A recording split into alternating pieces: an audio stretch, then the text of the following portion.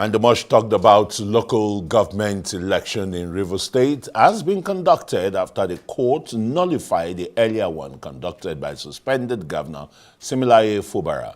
However, opinions are still divided over the constitutionality of the polls. Some say the sole administrator of Rivers State does not have the constitutional power to conduct a local government election, while others differ on the matter.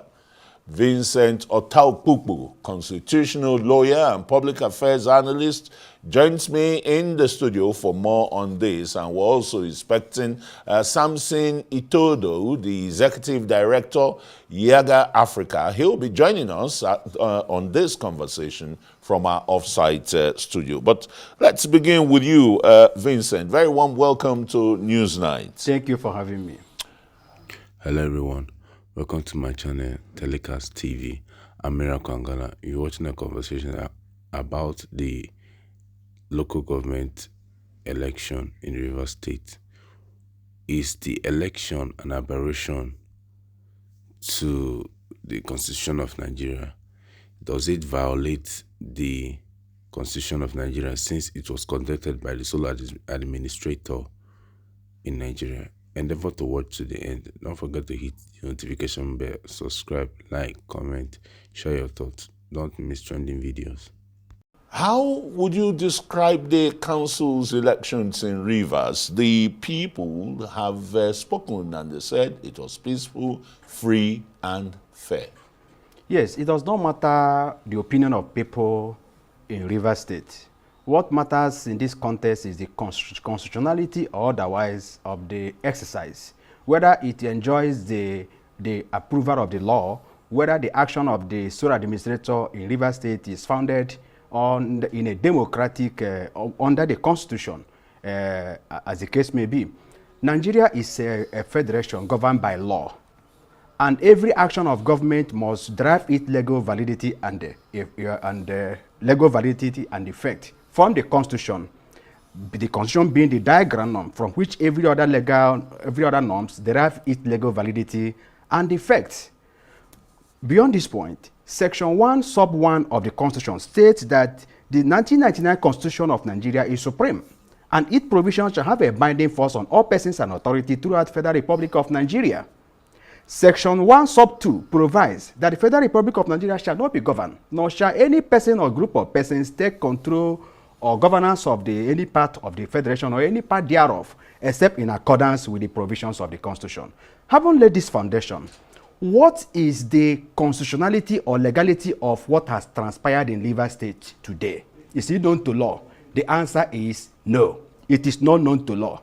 So the people who might be myopic, who may be not having full knowledge of the law, may be able to say whatever they want in the court of public opinion, newspaper stand. That does not count in the real sense of it. What matters is this, that the sole administrator, the President of the Republic of Nigeria, in the purported exercise of his powers under Section 305 of the Constitution, forcefully removed the democratically elected governor of a state. Now, I have gone through the provisions of Section 308 while coming to this studio, and I tried to see whether there is anywhere contained in that provision where the governor, a sole administrator, properly so called in this context, is empowered to conduct a democratic election to bring in democratically elected governors at the local government. But must there be vacuum? Must there be vacuum in government? It does not matter whether there's vacuum, but the issue of vacuum is not. Isn't it a situation of necessity? No, it cannot be a child. It cannot be a child of necessity in this context, because there are other offices in the local government administration. The supervisory councillors and other, what have you. There are other people who can carry out the functions of the local government, not as contemplated by the Constitution. So the issue of necessity does not arise. Now, having talked about Section 308. Okay, look, we'll come back to that. Let's cross over to our off-site studio where Samson Itodo, the executive director of Yaga Africa, is waiting for us.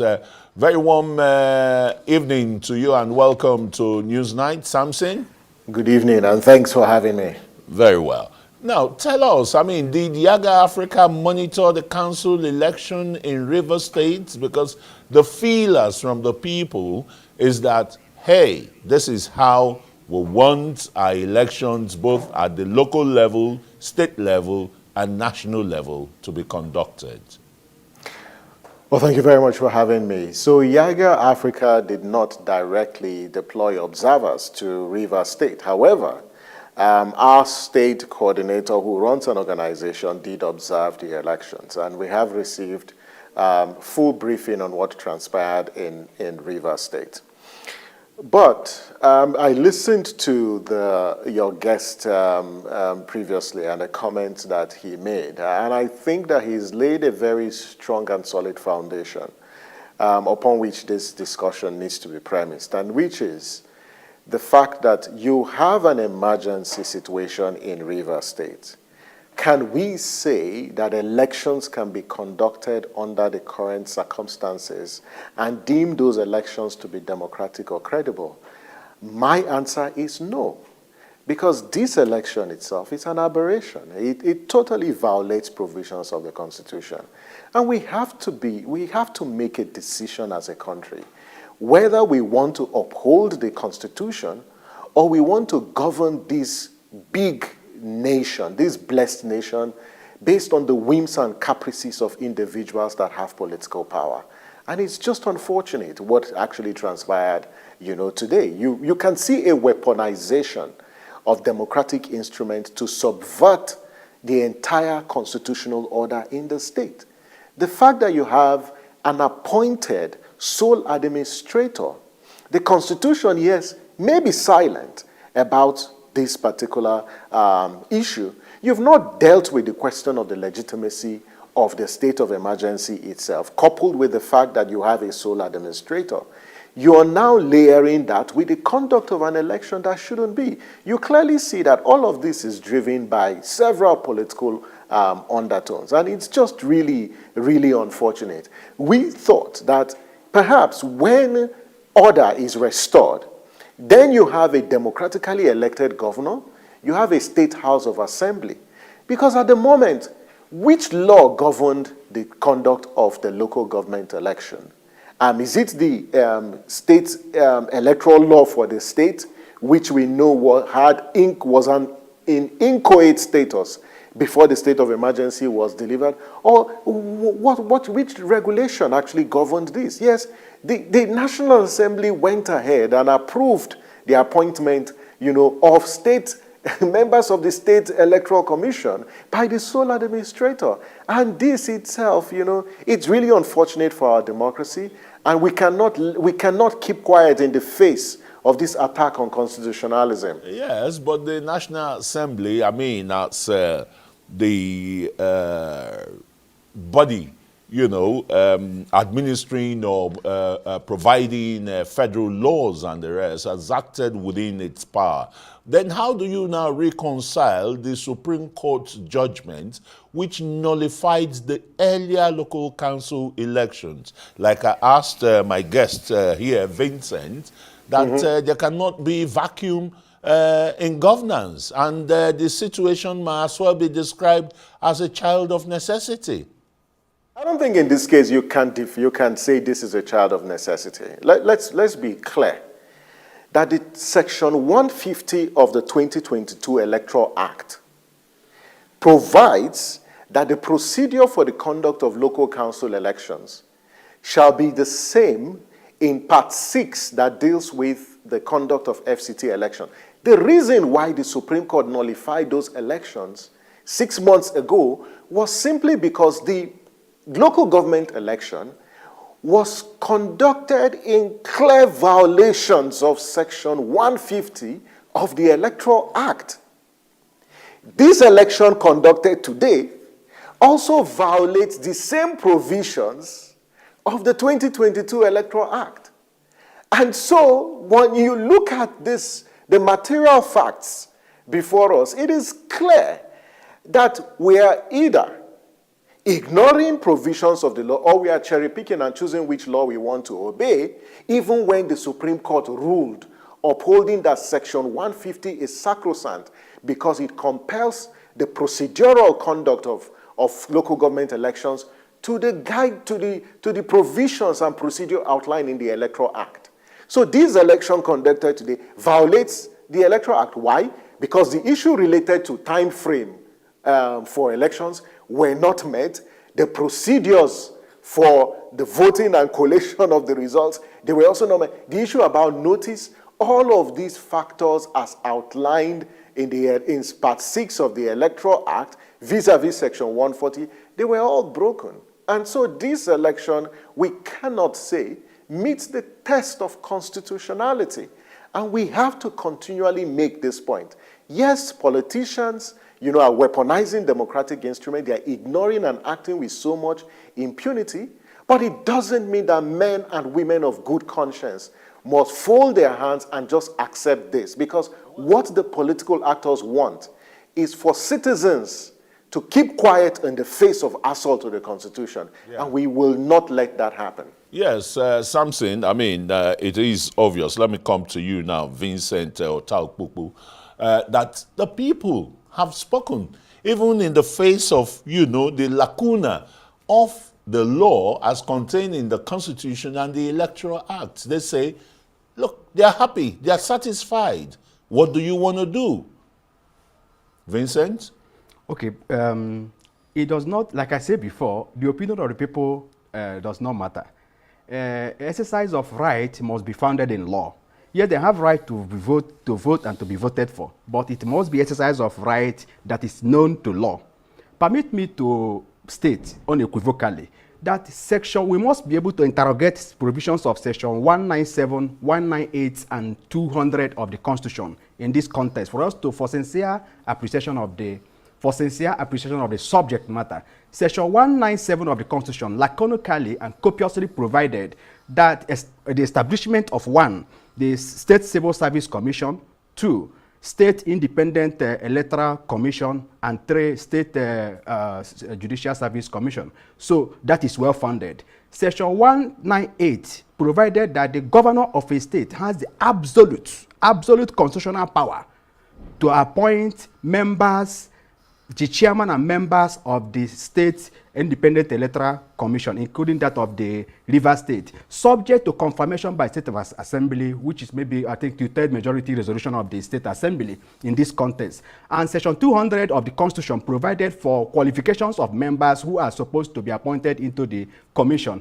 These are provisions which are conditio sine qua non for a valid conduct of local government election in any state in Nigeria was not observed and cannot be observed in the context we are discussing today.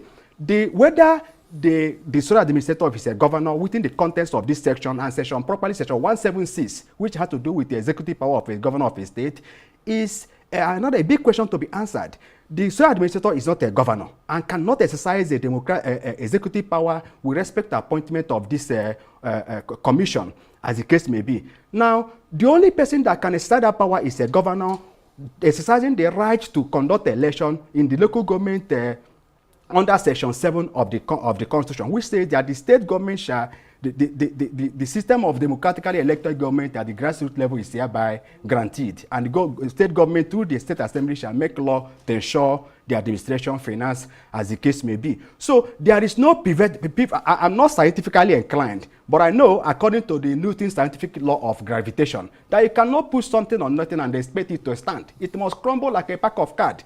There is no pedestal, there's no yardstick upon which the election of local government election in River State today gravitate. It must crumble like a pack of cards. It requires a courageous judicial intervention to declare every action done today a nullity. And remember, there's action pending before the Supreme Court by some state PDP governors challenging the power of the president to appoint to declare state of emergency in the River State. Assuming that judgment. Yeah, but isn't it a big, problem of the Nigerian judiciary when issues like this, that actions are expected to be expedited, is like they are slaughtered on the whims of political, grandstanding or non-exigency, Itodo. But what do you say? Let us look at, the action today? Yes, I mean, both of you have cited the law. There is no place for it for Vice Admiral Ibaz retired, the sole administrator of Rivers State, to have conducted these elections. But the reports you gathered on the field, what does it say about the conduct of the elections? I think to the point you made about the judiciary, quite frankly, the judiciary needs to rise to the occasion to deliver, judgments that helps fix the mess that we find ourselves. And it's a mess where political actors, political elites especially, are just on rampage. They are abusing and violating the Constitution and doing so impunitiously without any form of accountability. There's a reason why you have judicial review in a constitutional democracy. And our plea to their lordships is to rise to the occasion to continue to protect, our democracy and regulate this conduct by the political class. Now, when you look at the conduct of the election today, I have said, and I will continue to say, that the procedure for that election violates the provisions of the 2022 Electoral Act. And to that extent, we cannot speak to the legality or the credibility of the election. You clearly see, when you think about issues related to turnout, whether people showed up at the election, I don't think that I should comment, on the quality of an election, which ab initio raises a lot of questions, because doing so will mean legitimizing, this particular process. And it's my respectful view that the election that held today shouldn't have held, and it completely violates provisions of the law. Well, very, very understandable here from our own point here. But Vincent, let me allow you the final word here. Is the Nigerian judiciary becoming very predictable when it comes to political issues, like adjudicating political issues like this? Sometimes you hear them to say a Nigerian, an individual who's gone to court seeking constitutional interpretation to a subject matter, they'll say it has no local standard. Vincent? Yes, the principles of local standard is an age anachronistic principles of law, such that for a fellow who have gone to court for grievances bordering on public interest must establish that his right and injury suffered by himself must have existed above any other person. But that rule has been relaxed by Supreme Court in litany and cornucopia of recent cases, where the Supreme Court have demonstrated as a policy court and the final court in the land that, considering the public interest involved in such litigation, the court have whittled down that scope of local standard principle to allow some litigation for interest of the public pro bono publico. This issue is also sub judice. I learned that a fellow in Rivers State, a legal practitioner, Abayomi, approached the State High Court in Rivers State, and the matter came up 2 days ago, and the ex parte application was not granted to stop the election, and the parties have been asked to be served. The President and the Attorney General and what have you are parties, and the matter is adjourned to 10th of next month. And I know it's sub judice. At the appropriate time, the court will do the needful. But if the Supreme Court, the matter that is pending before the Supreme Court is determined in the final analysis, of which some of us are progressively asked the Supreme Court, I want to see the progressive Supreme Court. We have to,